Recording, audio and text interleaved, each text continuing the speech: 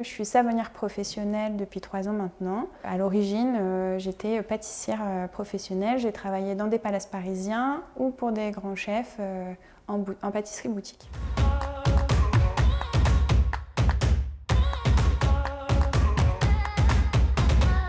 J'ai emprunté énormément à la pâtisserie et au monde de la restauration de façon générale. Ça m'a inspirée sur les techniques de montage. Je travaille dans des moules à cake. Je monte mes savons couche après couche et à la coupe, je vais obtenir les motifs comme un entremets. J'ai repris aussi des techniques de marbrage qui me permettent une envergure créative quasi illimitée. J'ai la collection qui est une gamme de 10 savons qui se décline au fil des saisons.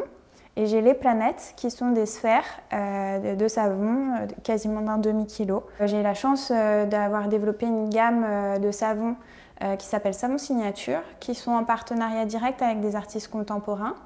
Et donc il y a une première pièce qui est signée par Daisy Brûlé, qui est sculptrice, et qui s'inspire directement de son travail. Ici, on travaille le savon à froid.